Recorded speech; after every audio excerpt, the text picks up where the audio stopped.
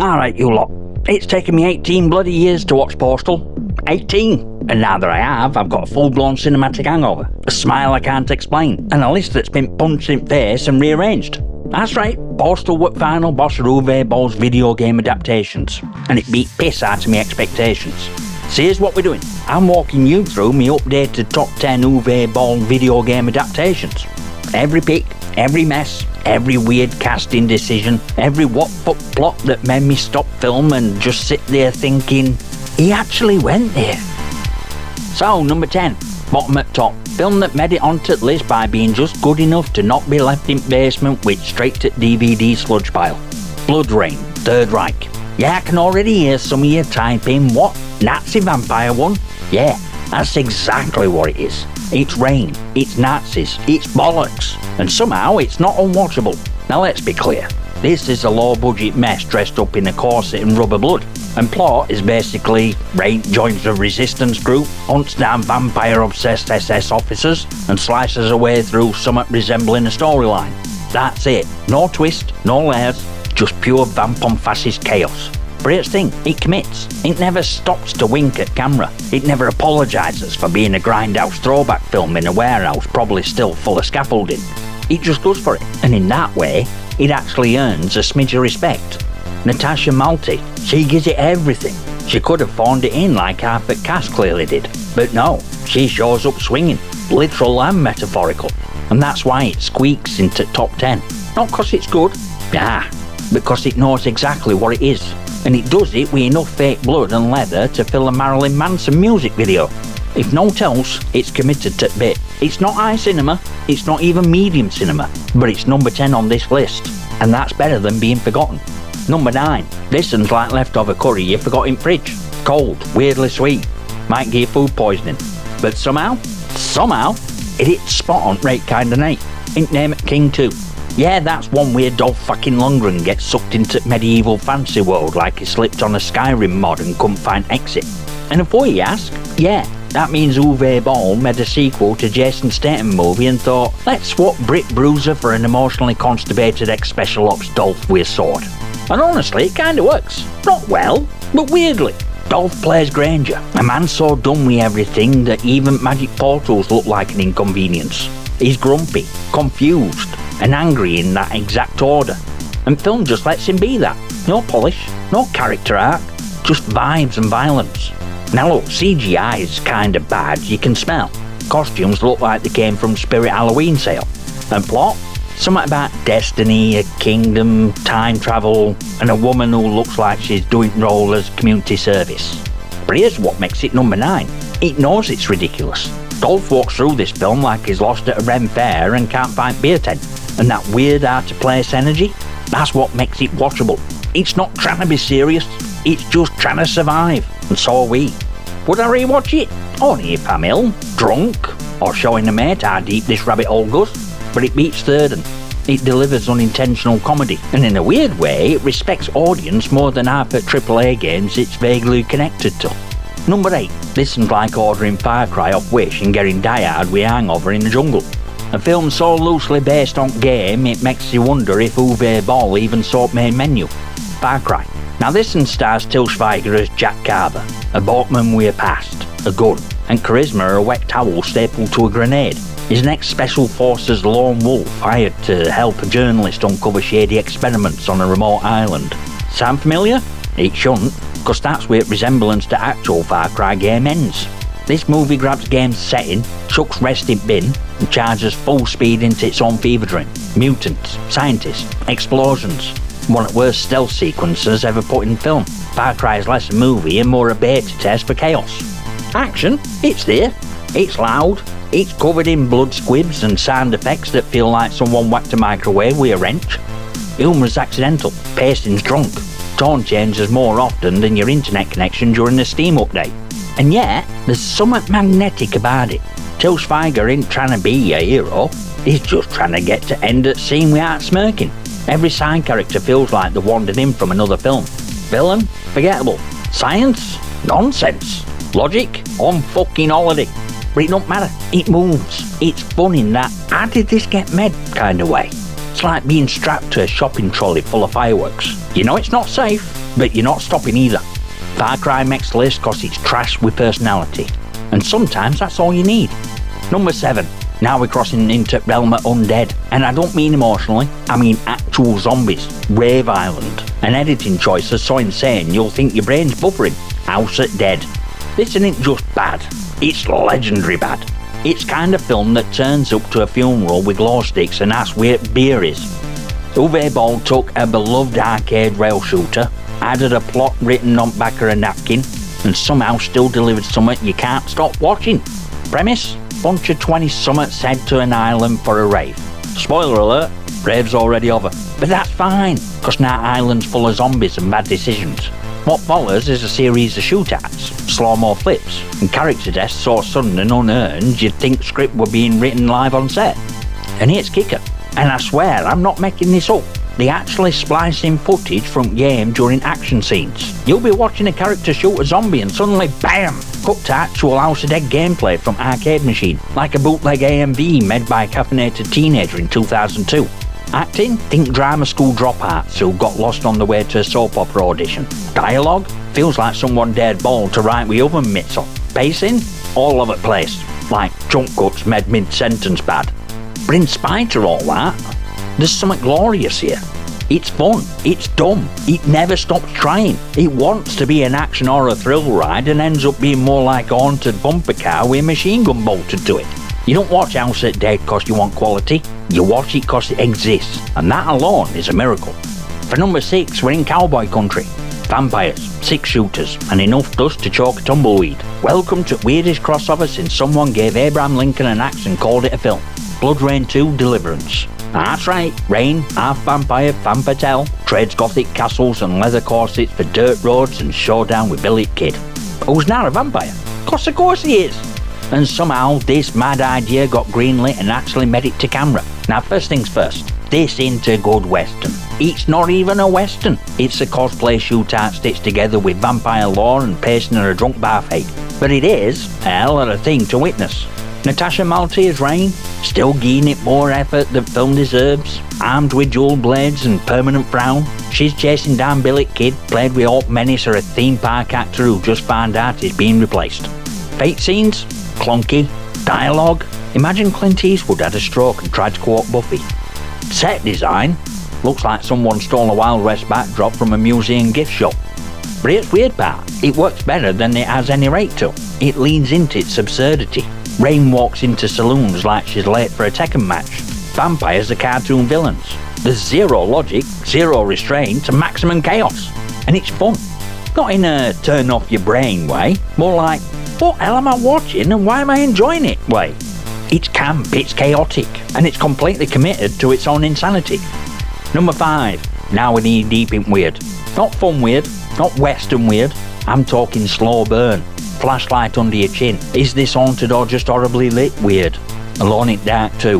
Yep, sequel nobody asked for to movie everyone already hated. And somehow, it's good.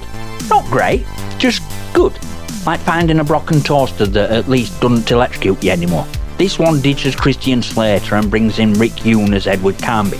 Different actors, same trench coat, same cursed job title, paranormal investigator with a personality of wet cement. And this time, he's going up against a witch. Not a coven, not a demon. One witch, who apparently has been haunting people since Renaissance and has ability to possess random items and flicker lights like she's showing off. Now here's what makes this a number 5. It actually tries. It's like Boll said, Ray, what if we actually had a plot this time? And team went, ooh. It's got mood, it's got pacing, it's got an actual story arc, even if it feels like it was storyboarded during the power cut. And acting, believe it or not, ain't completely wooden. It's more like soft pine. You could still build a shed out of it, but it won't survive a storm. There are actual moments here where it feels like a proper horror film. You're not exactly scared, but you're paying attention. And that's more than I can say for half a film shoved into this genre. It's not fun like House at Dead, it's not mad like BloodRayne II, it's just solid, quietly okay. Film equivalent to that one pub pint that don't blow your head off or win awards, but you'd still have another. Number 4, Cursed Number, place where most lists drop ball or lose plot. Not listen. Nah, number 4 is reason we're even here. Reason this whole bloody list got rewritten. Film that took 18 years to punch me in face and shout, "You've been missing out, you idiot." Postal. I held off on this one for nearly 2 decades. I dodged it. I heard stories. I saw outrage. I thought, surely it can't be worth it. But now I've seen it, mate, it's glorious. Like watching a car crash performed by professional stunt clowns while soundtrack plays national anthem on kazoo. Postal don't care. It don't flinch. It opens with terrorist hijack joke that makes South Park wince and never lets up. It drags political correctness onto the street, beats it with a rake, and then asks if you've got change for meter. Every taboo, every hot button issue, every you can't joke about that moment. This film steamrolls through them like it's speedrunning cancellation. Plot? Guy named Dude, played by Zach Ward, just trying to get a job, stay out of trouble, and maybe start a cult with Uncle Dave, played by Dave Foley, who walks through this movie like he's still processing contract he signed. Adding Nazi theme parks, town full of lunatics, and a third act that ends with literal end at world. And you got a film that ain't so much a narrative as it is an armed comedy assault. It's offensive, it's tasteless, it's crass. It's everything that people pretend to hate while secretly wishing films still had guts to do. All done aim for line, he pole vaults over it, flips off crowd, and lands in ball pit full of lawsuits. But it's magic. It's funny, like proper laugh out loud funny. Not 'cause jokes are smart, they aren't. The shotgun blasts are satire, but they hit. Somehow they bloody hit. It's like being insulted by someone who knows your name, your insecurities, and your browser history. Postal is number 4 because it's a film only Boll could make, and we're lucky he did. It's a cinematic Molotov cocktail, and I bloody loved every second of it. Number 3, we're officially at top tier now. This is where chaos starts wearing a crown, where films stop being so bad they're good, and start being so mad they're iconic. This and its origin story, OG Disaster, Boll classic that walks so Postal could kick people in bollocks. Alone in Dark. Now I know what you're thinking, that film, one with Christian Slater pretending to be a paranormal investigator and Tara Reid as a museum curator who looks like she's one hangover away from quitting life. Yeah, that. It's a car crasher film, but a beautiful one. A full throttle, no brakes, VFX on a shoestring sprint into darkness. And I love it. Plot tries to follow vibe at original games, dark forces, ancient artifacts, secret organisations, but it ends up being a hyperactive X-Files episode directed by someone with a head injury. Slater mumbles his way through it like he's reading cue cards taped at camera. Tara Reid delivers lines like she's narrating an audiobook for zombies. And then there's Stephen Dorff, who looks like he's in a completely different movie and angry about it. But what makes this number 3? Simple. Sheer commitment to chaos. Editing's pure madness. Scenes cut mid-sentence. Action beats that feel like someone hit shuffle in a timeline. Flashbacks that may or may not be hallucinations. It's like film itself is haunted. Creatures? Terrible. CGI looks like PS2 leftovers. But wait, shot, darkness, explosions, pure doom metal energy. It's oddly gripping. You want to look away, but you can't. It's like watching someone trying to defuse a bomb using a spork and bad decisions.